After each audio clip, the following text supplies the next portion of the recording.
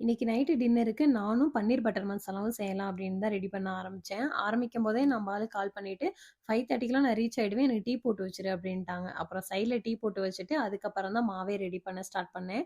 ஒரு 2 1/2 கப் மைதா எடுத்துட்டு, கொஞ்சமா சால்ட் ஆட் பண்ணிட்டு, இன்னைக்கு நான் ஈஸ்ட் இருந்தனால அத ஆக்டிவேட் பண்ணி சேர்த்துக்கிட்டேன். நல்லா பெசஞ்சுட்டு, மேல ஆயில் விட்டு, கொஞ்சம் ஈர டவல் போட்டு க்ளோஸ் பண்ணி வச்சுட்டோம் அப்படின்னா, கொஞ்ச நேரத்திலேயே சூப்பரா வந்து உப்பி வந்துரும்.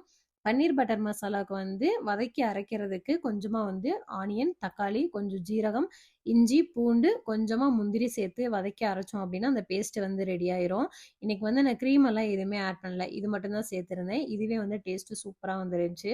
கொஞ்சமா உருக்குன பட்டர்ல சாப் பண்ணி வச்சிருந்த கார்லிக்கும், கொத்தமல்லியும் சேர்த்து நல்லா மிக்ஸ் பண்ணி வச்சுட்டேன். மாவுமே சூப்பரா உப்பி வந்துருந்துச்சு. அத மறுபடியும் நல்லா பெசஞ்சுட்டு இந்த மாரி கட் பண்ணிட்டோம் அப்படின்னா, நமக்கு வந்து தேய்க்கிறதுக்கு ஈஸியா இருக்கும். ஷேப்புமே வந்து நம்ம கரெக்ட்டா கிடைக்கும். ஃபர்ஸ்ட் ஒன் போடும்போது நல்லா தான் வந்துச்சு. செகண்ட் ஒன்ன போட்டு திருப்புனா, ஒரே பனிமூட்டமா இருக்கு.